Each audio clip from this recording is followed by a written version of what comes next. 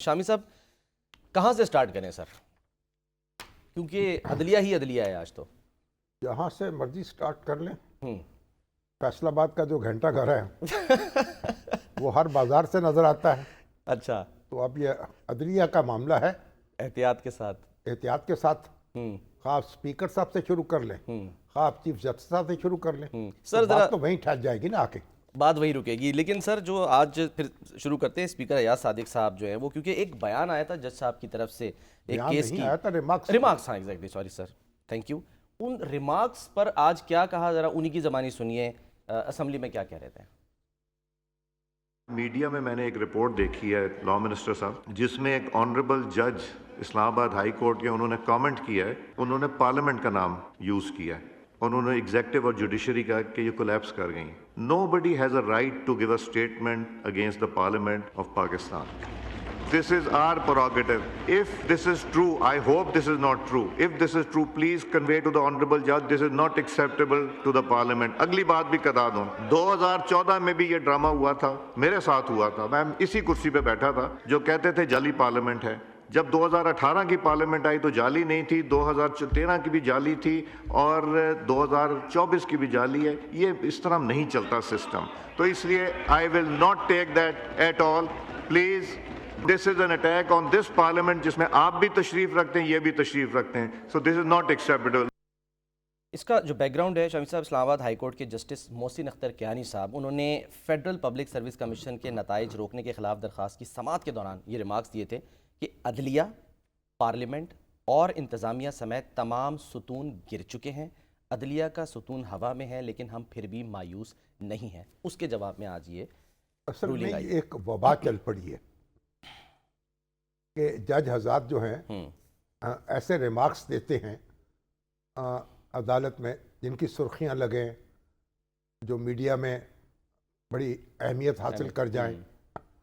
اور یہ پہلے بھی ہلکا پھلکا کام تو چلتا رہتا تھا، لیکن افتخار چودھری صاحب کے عہد میں اس کو بڑا فروغ ملا. اچھا. اور وہ ہر ادارہ جو ہے اس کو ٹارگٹ کیا جاتا تھا. یعنی ایک اس طرح کا تاثر تھا کہ بس اللہ کے بعد اگر کوئی طاقت ہے تو وہ چیف جسٹس آف پاکستان کی ہے. اور جج حضرات دوسرے جو ہیں پر خربوزے کو دیکھ کر خربوزہ رنگ پکڑتا ہے. ثاقب نثار صاحب، تو آپ دیکھیے کہ ثاقب نثار صاحب آ گئے، کہہ کچھ نہیں کیا انہوں نے.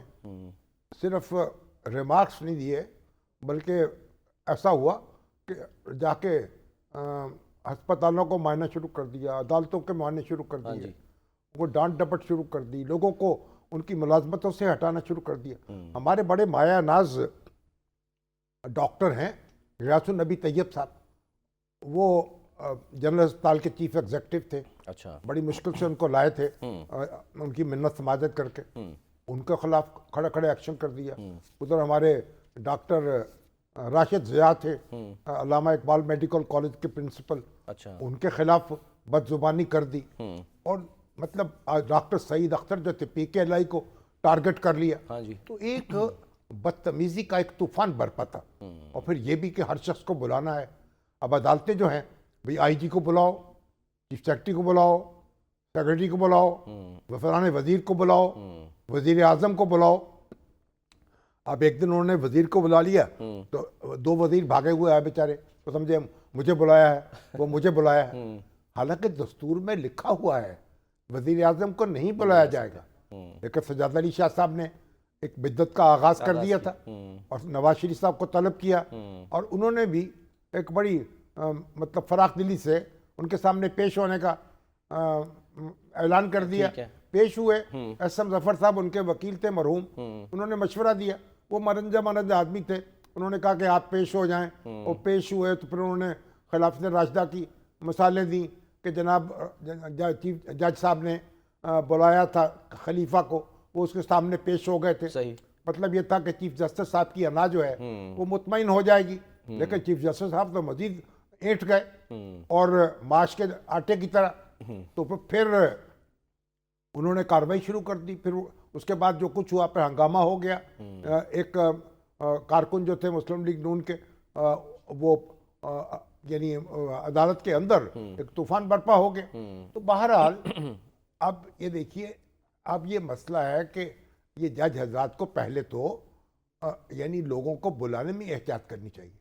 اب آئی جی جاتا ہے, چیف سیکرٹری جاتا ہے, سارا دن کام ہی کوئی نہیں ہوتا. تو بھئی آپ ان کے ایڈوکیٹ جنرل موجود ہیں, ایڈیشنل ایڈوکیٹ جنرل موجود ہیں, ان کے ذریعے احکامات جاری کریں, ایک بات. اور دوسرا یہ ہے کہ اب بھئی پارلیمنٹ کو بھی آپ نشانہ بنا لیں, آپ عدلیہ کے بارے میں بھی کچھ نہ کچھ اپنا اظہار خیال کر لیں, آپ پھر انتظامیہ کو بھی. ایسا نہیں ہے, آپ کو انصاف دینے کے لیے اس کرسی پہ بٹھایا گیا ہے, مذاق اڑانے کے لیے یا مذاقہ خیز ریمارکس دینے کے لیے نہیں بٹھایا گیا. تنقید بھی نہیں کر سکتے شامی صاحب وہ؟ کسی پہ تنقید نہیں کر سکتے, فیصلوں سے بولے. جو بھی کرنا ہے, جن کا مقدمہ ان کے سامنے ہے اس مقدمے کے بارے میں فیصلہ کریں.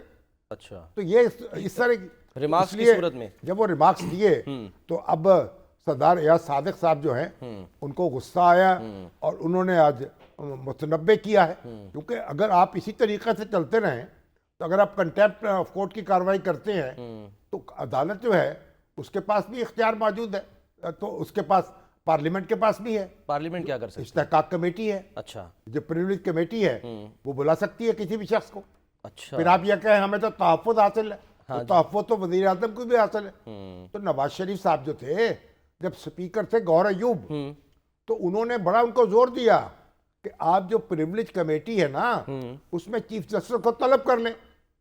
اچھا, کہ چیف جسٹس جو ہے اس نے کچی پیشی میں وہ جب فلور کراسنگ جو تھی اس پہ پابندی لگائی گئی اور چیف جسٹس نے کچی پیشی پر وہ دستور کی ترمیم معطل کر دی. اچھا, یعنی کوئی پیٹیشن نہیں تھی اس پہ انہوں نے کہا نواز شریف صاحب نے کہ یہ تو پھر لوٹاکریسی کو فروغ دے دیا. اس پر انہوں نے کنٹیمپٹ کی کاروائی شروع کر دی. تو اب بات یہ نواز شریف صاحب یہ بات اگر پارلیمنٹ کے اندر کہتے تو یہ کاروائی نہ ہو سکتی, لیکن بہرحال کیونکہ پارلیمنٹ کے اندر جو بات کہی جاتی ہے اس کے تحفظ حاصل ہوتا ہے. بہرحال چیف جسٹس کو دستور منع کرتا ہے عدالتوں کو کہ وزیر اعظم کو طلب کریں, لیکن انہیں طلب کر لیا. اب طلب کیا, ایک لمبی کہانی ہو گئی. اب وزیر اعظم نے کہا گوہر ایوب سے, وہ مسلم لیگ نون سے تعلق تھا ان کا, بھئی آپ سپیکر ہیں, آپ چیف جسٹس کو طلب کریں. انہوں نے کیسے یہ پارلیمنٹ کی گستاخی کر دی ہے, مطلب پارلیمنٹ کا جو مذاق اڑایا. مگر سپیکر جو تھے وہ اس پہ تیار نہیں ہوئے. اچھا, گوہر ایوب نے کہا کہ نہیں, معاملہ ویسے طے ہو جائے گا, اداروں میں بہت ٹکراؤ پیدا ہو جائے گا. اب کیا ہوگا, یعنی اب جیسے اب یہ ہے, اب نہیں, اب تو انہوں نے توجہ دلا دی ہے اور ہاؤس میں بیٹھ کر ایک انہوں نے سرزنش کر دی ہے. اب میرا خیال عدالتیں جو ہیں اس کا نوٹس لیں گی اور ان کو اپنے آپ کو دیکھیں اپنے دائرے میں اپنے وقار کے ساتھ, پورے وقار کے ساتھ کام کرنا چاہیے. وزیر قانون کو سر انہوں نے ہدایت کی ہے کہ وہ متعلقہ جج کو یہ پیغام پہنچائیں کہ پارلیمنٹ سپریم ہے. ان کا جو جج حضرات ہیں ان کا بھی بڑا احترام ہے. عدلیہ کا وقار اپنی جگہ ہے, اس کا ایک کانفلکٹ ریزولوشن تو عدلیہ نے کرنا ہے نا, سنوائی تو لوگوں کی عدلیہ نے کرنی ہے. تو عدلیہ کا احترام اور وقار اپنی جگہ ہے, لیکن اس طرح کے ریمارکس سے اور اس طرح کی باتوں سے خود وہ احترام مجروح ہوتا ہے, وقار مجروح ہوتا ہے. بالکل, میرا خیال ہے کہ اس میں کوئی چیف جسٹس سپریم کورٹ بھی غور کرے, جو کوڈ آف ایتھکس ہے ججوں کا وہ بھی اس بات کی اجازت نہیں دیتا, اس کو بھی نافذ کرنے کی ضرورت ہے سختی سے.